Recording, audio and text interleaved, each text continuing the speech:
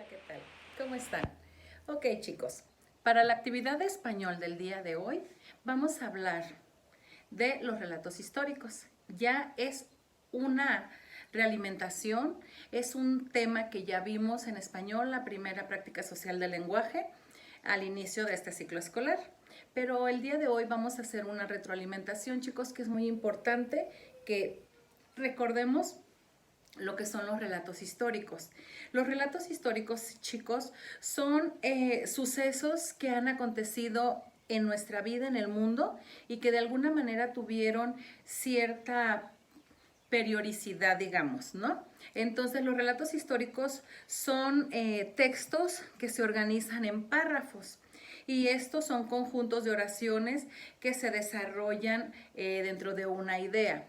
Para describir o relatar un párrafo, es muy importante que armemos la historia, que veamos qué sucedió primero, qué sucedió después y finalmente cuál fue el hecho que ocurrió para que nosotros podamos organizarlo, ¿de acuerdo? Pero también se me hace de importancia tomar en cuenta estos elementos para un relato histórico, ¿sí?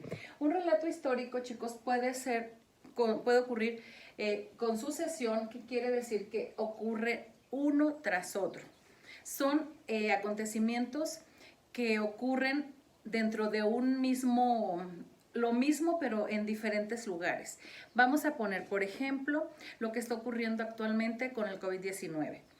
Inició principalmente en China. Posteriormente se fue a Italia, España, en muchos otros países y que estamos viviendo actualmente en México. Eso sería un suceso, un relato histórico que posiblemente dentro de muchos años nosotros nos acordemos lo que vivimos en el 2020. En marzo del 2020 fue cuando en México inició esta desagradable experiencia que afectó la salud de muchísimos mexicanos y de muertes de numerosas en todo el mundo.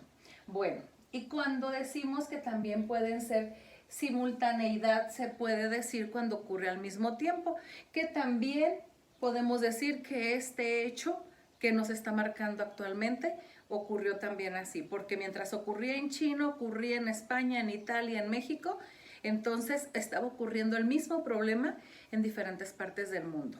Este es un hecho que más adelante veremos como un hecho histórico que posiblemente les toque contarle a sus hijos, ¿sí? Entonces es algo que es para recordar, pero que también tenemos que darle sus tiempos, qué sucedió primero, qué sucedió después y finalmente. Bueno, ok.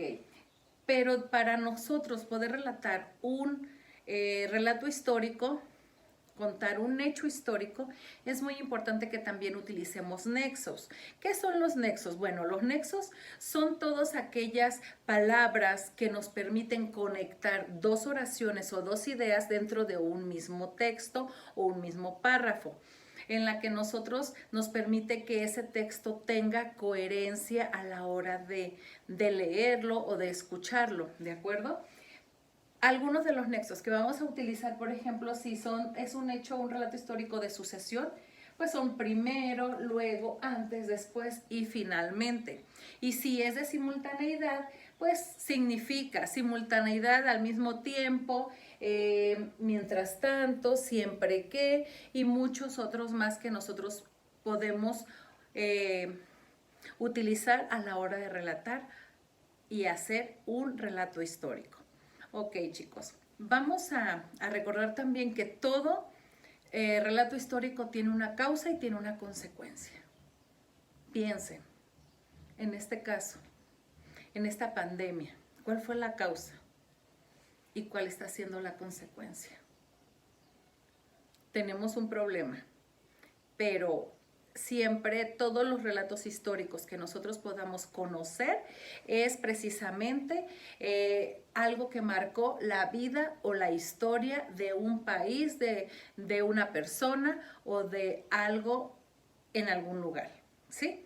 Entonces, vamos a realizar, chicos, el anexo número 1 de español de nuestro plan de aprendizaje en casa. Y son 2 pequeñas tablitas que vamos a responder de acuerdo a precisamente a los relatos históricos con esa temporalidad, ¿no? ¿Cuándo sucedió? O sea, son ejercicios muy sencillos, chicos, que podemos resolver. Los vamos a pegar en la libreta y ahí le vamos a poner fecha. No olviden utilizar los colores de tinta correctos y adecuados. ¿De acuerdo? Gracias.